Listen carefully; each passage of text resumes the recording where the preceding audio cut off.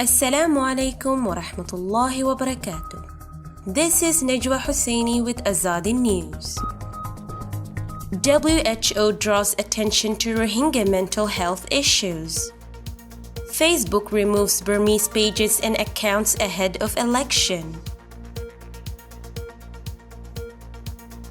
More than 20% of Bangladesh's Rohingya refugees are struggling with mental health issues, a grim result of the abuse and trauma suffered in Burma, an official from the World Health Organization (WHO) said on Saturday. The statistics were shared on World Mental Health Day, which is marked on October 10th every year, and seeks to highlight the plight of nearly 1 million Rohingya refugees in Cox's Bazar, the world's largest refugee camp.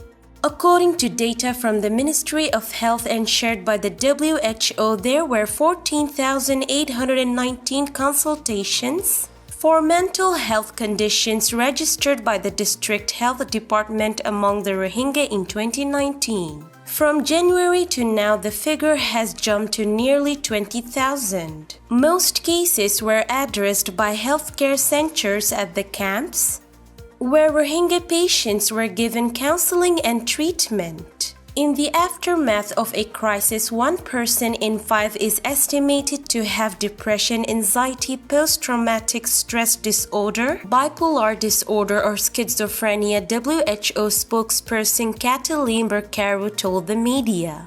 The psychosocial and social impacts of emergencies may be acute in the short term, but they can also undermine the long-term mental health and psychosocial well-being of the affected populations. The Rohingya have endured decades of abuse and trauma in Burma, beginning in the 1970s, when hundreds of thousands sought refuge in Bangladesh. Between 1989 and 1991, an additional 250,000 fled when a military crackdown followed a popular uprising and Burma was renamed Myanmar. In 1992, Bangladesh and Myanmar agreed on a repatriation deal that led to thousands of Rohingya returning to Rakhine State. The exodus to Bangladesh resumed a few years ago.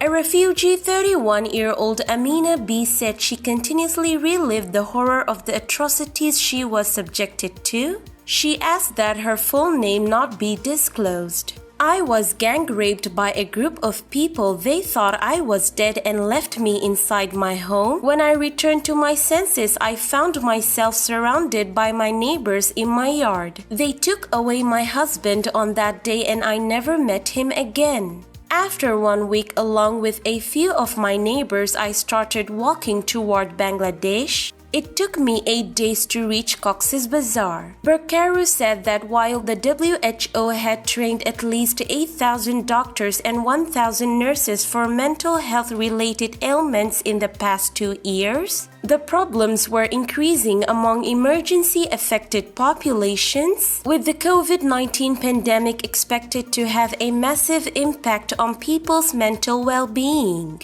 As of Friday, nearly 276 Rohingya had tested for coronavirus with 8 deaths reported. To date, 291 professionals working in the camps and government facilities have benefited from the training, Berkaru added. The WHO said the more worrying factor that emerged during consultations and treatment was that children were found to be one of the most vulnerable groups among the refugees. According to UNICEF, there are around 470,000 children in the camps at Cox's Bazar, including some who suffer from mental health issues. Berkaru said the WHO had formed a special task force to address this problem, with activities focusing on the promotion of well-being.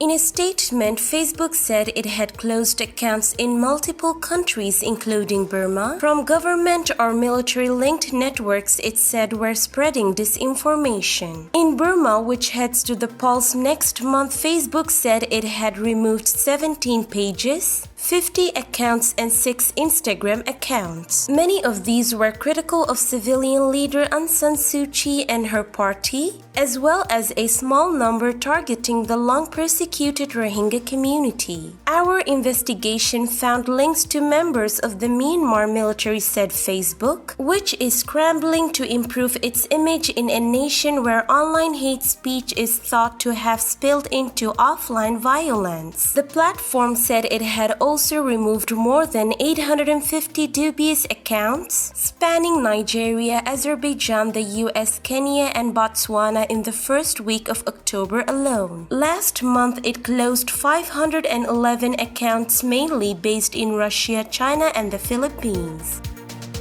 This is today's news. To get more updates about Rohingya, subscribe to our YouTube channel and hit the notification bell. Visit our website azadinews.org and follow our social media accounts. Wassalamu alaikum wa rahmatullahi wa barakatuh.